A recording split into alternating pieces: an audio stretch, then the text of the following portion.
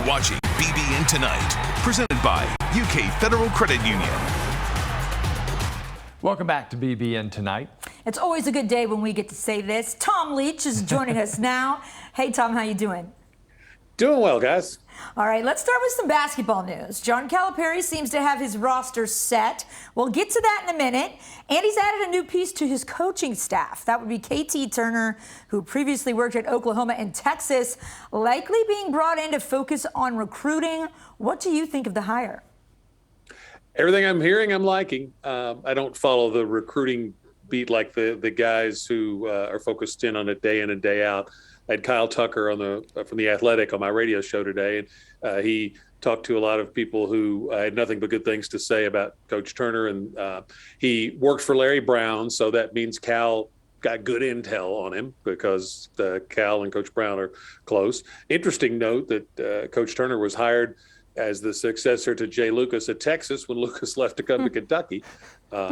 And he has a great rep as a player development guy. One other thing that Kyle said that he had learned through conversations is that he also has a real reputation for being that coach that players kind of gravitate to, like a role like Kenny Payne once served for Cal. So maybe he can be that kind of coach for them, as well as whatever he gives them on the court and in recruiting.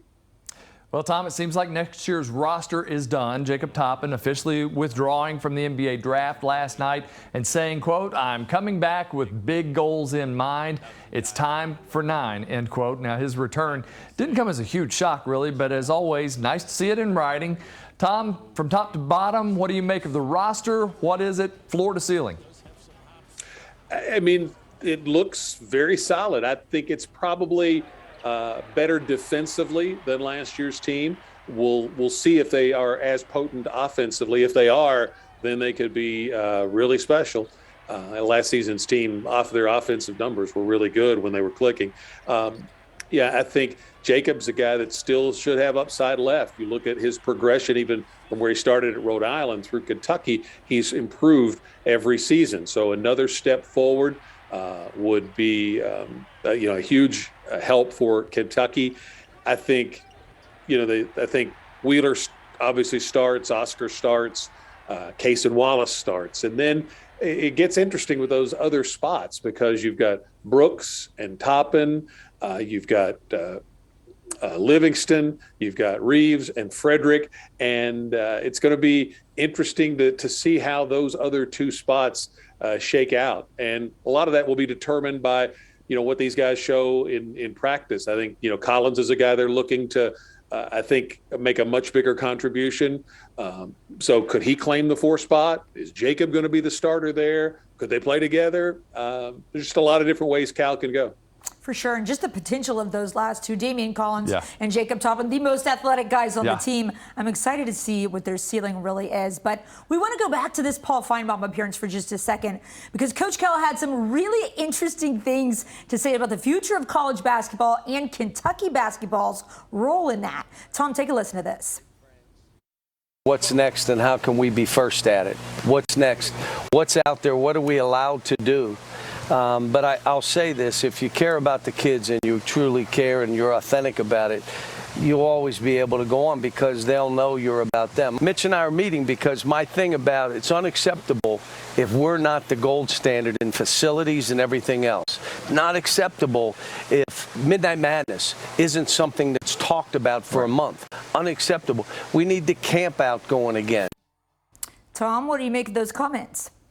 Well, I think those last two about facilities and madness were things that he talked about, I don't know, a month or so ago when he was on with Issel and Pratt on their radio show. So that tells you that those are key issues for them if he's still talking about them. The other thing is with the NIL, it's going to be one of the most important pieces of college sports, and yet nobody really knows for sure how it's going to unfold. So you just have to, keep working as hard as you can and trying to be as smart as you can and roll it and understanding you're going to have to roll with the punches because, it's if some more stricter guidelines aren't imposed, then you may have to adjust what you're doing. If they are imposed, then you have to adjust what you're doing. So there's going to be, just a lot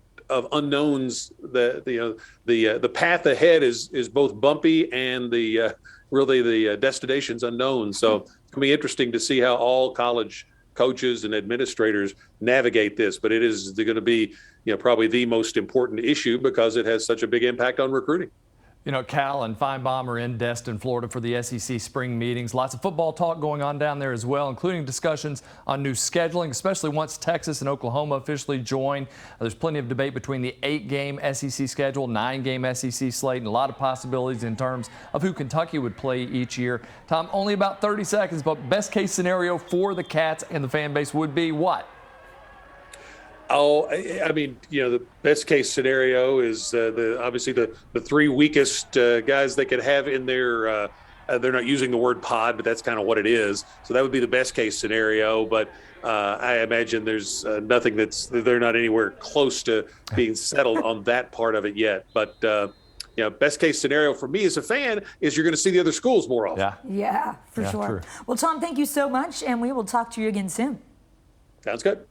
All right, coming up next, when we come back, you'll hear the story of UK student working to make the football field even safer.